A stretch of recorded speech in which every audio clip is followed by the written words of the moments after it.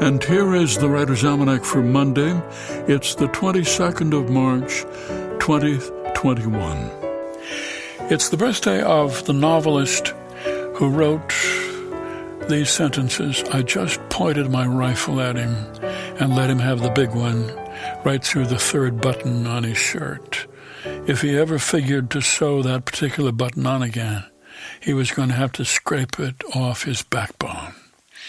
Louis L'Amour, the author of many Western novels, born in Jamestown, North Dakota, 1908. It's the birthday of the poet Billy Collins, born in New York City, 1941. An only child, before he knew how to read, he would sit and page through books and pretend that he was reading whenever his parents had company.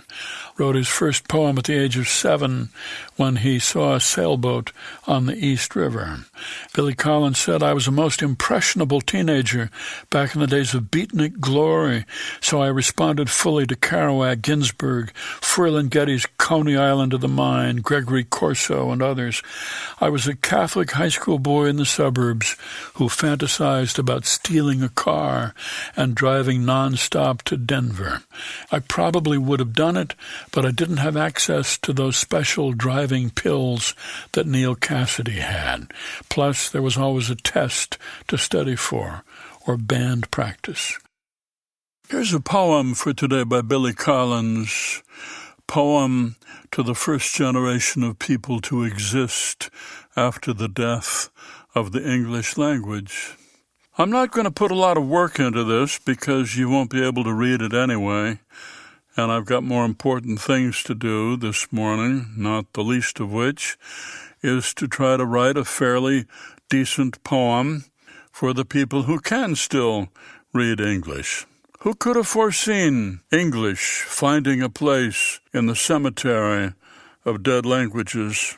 I once imagined English placing flowers at the tombstones of its parents, Latin and Anglo-Saxon, but you people can actually visit its grave on a Sunday afternoon if you still have days of the week.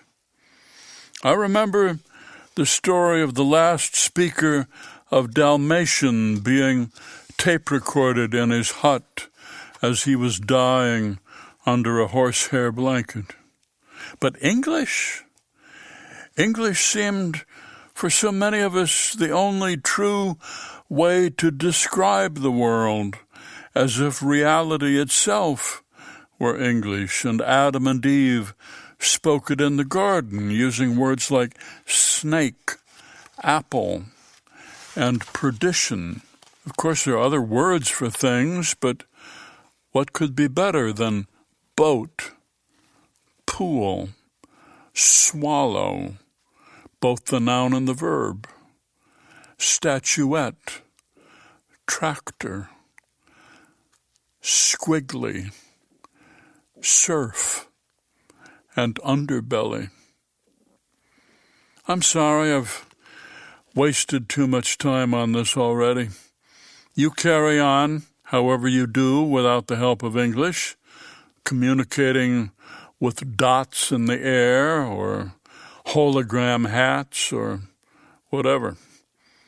You're just like all the ones who say they can't understand poetry, but at least you poor creatures have an excuse. So, I'm going to turn the page and not think about you and your impoverishment.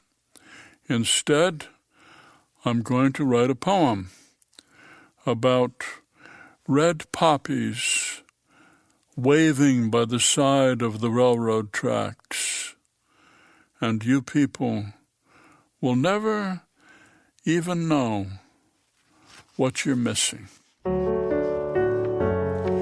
A poem by Billy Collins, poem to the first generation of people to exist after the death of the English language, from his collection The Rain in Portugal, published by Random House and used by permission here on the Writer's Almanac. Be well, do good work, and keep in touch.